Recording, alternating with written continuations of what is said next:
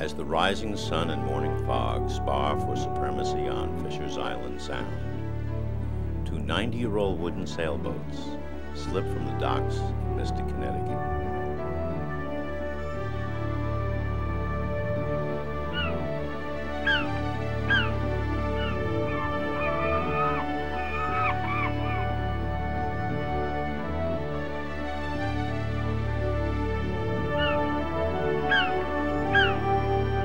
Another day of sailing aboard a classic Herreshoff yacht has begun.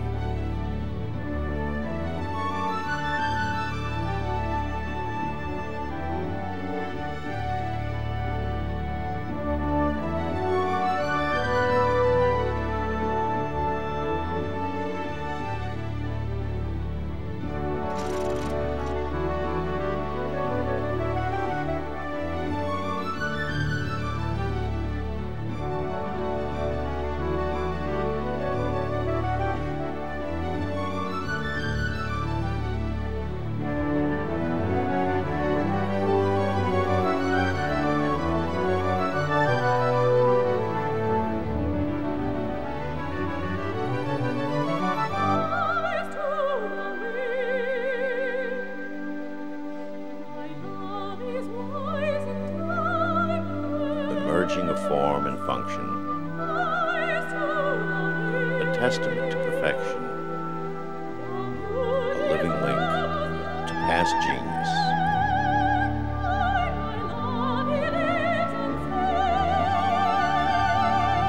These are the words that describe a Herreshoff yacht.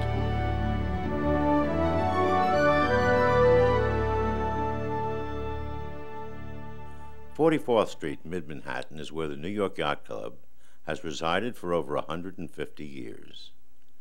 Displayed in the club's model room are thousands of racing and pleasure boats, representing the evolution of yacht design from 1850 to the present day. Outstanding are 7 well-proportioned, beautifully formed America's Cup defenders, with the name Herreshoff attached to them. These boats represent 41 years of domination by 2 brothers in the America's Cup. John Bound Herreshoff, J.B., born in Bristol, Rhode Island in 1841, went blind at age 15 and started building boats professionally at age 18. Nathanael Green Herreshoff, N.G., Captain Nat, born in 1848, a frail, persnickety genius with the drive and inspiration of 10 men. Reliance, the hope of America afloat.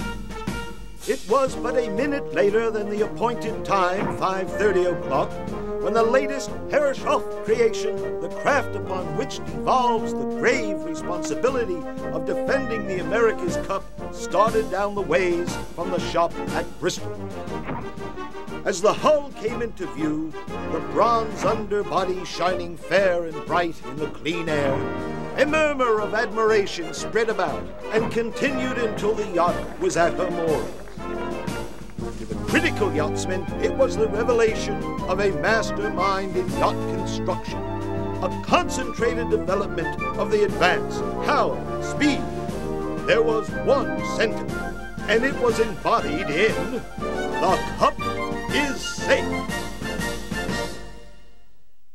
The launching of the Herreshoff's Reliance in 1903 can be viewed as a symbol that well reflects the dynamism of New England at the turn of the century. Science had applied itself to industry, bringing to the populace unprecedented growth. Emerging from the dark days of animal power, steam engines fueled the Industrial Revolution. People flocked to the cities awed by the new technologies. The word skyscraper was coined to describe the towering buildings being erected to accommodate a growing nation. A flood of immigrants provided the manpower needed to construct these new cities. It was an exciting time to be alive.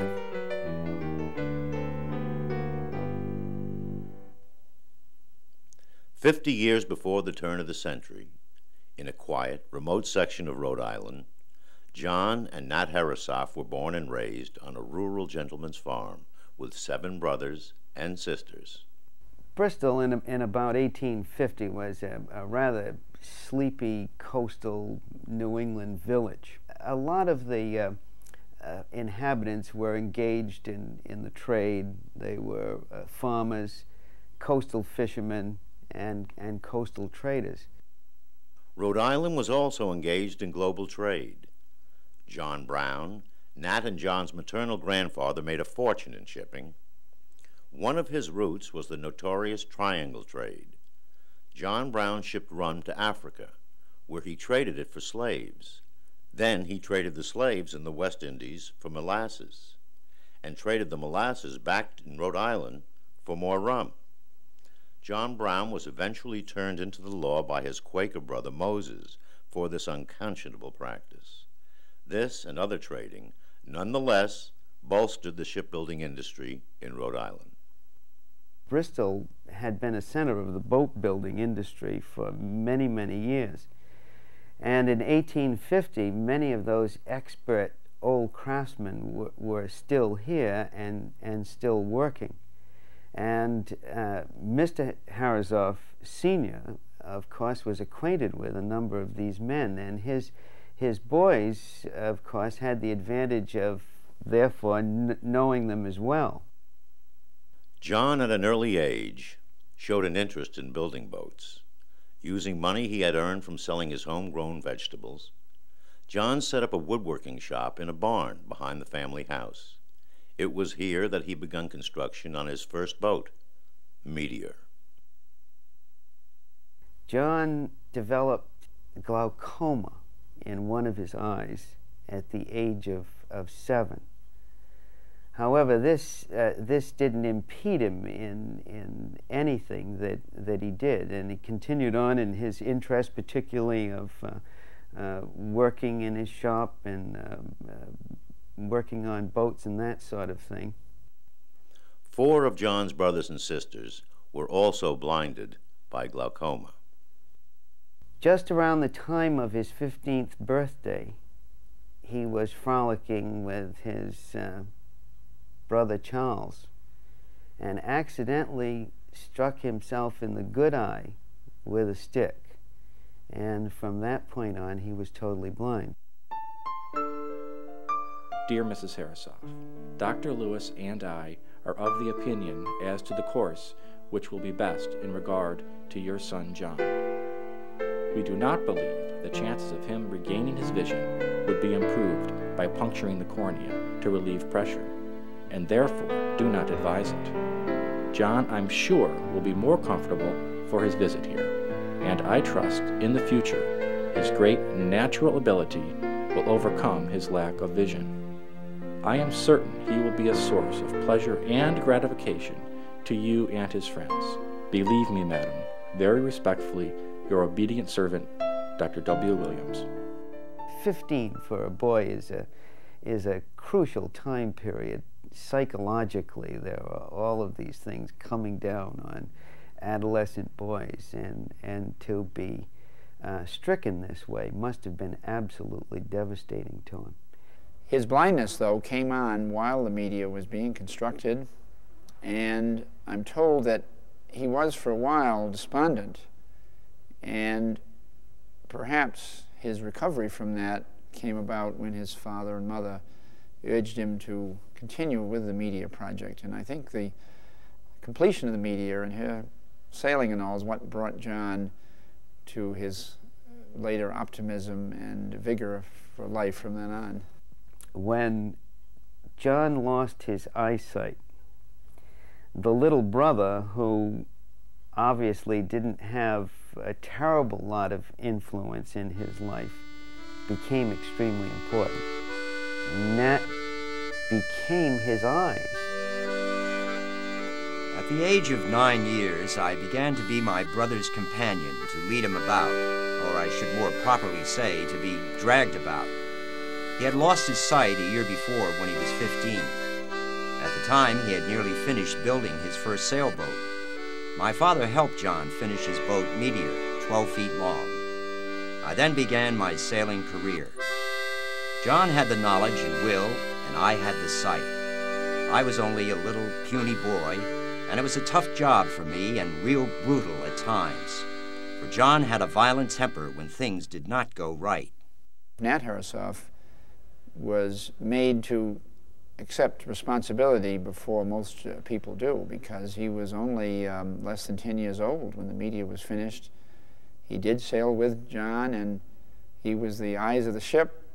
And I think if John was sailing, Nat would tell him what was going on, and oftentimes Nat sailed the boat himself and became a very proficient and able helmsman at a remarkably young age. When John lost his eyesight, the little brother, who obviously didn't have a terrible lot of influence in his life, became extremely important. In those days, there was no real formal yacht racing like we know today, but as I understand it, their father and themselves never hesitated to try to beat some boat that they might just encounter, so that whether there were formal races or not, they were always racing. They delighted in racing. They delighted in beating their father when they could. It wasn't long before these two Herreshoff boys began to claim all sorts of honors. When they became the boys to beat, obviously it was their product that was in large part responsible, and a lot of people wanted a product built by them. The enterprising young John soon capitalized on his racing reputation. At age 18, he moved his shop to the old tannery directly across the street from his parents' house to accommodate the numerous orders for small boats he was receiving. This unauspicious building would become the site of the world-renowned Herreshoff Manufacturing Company.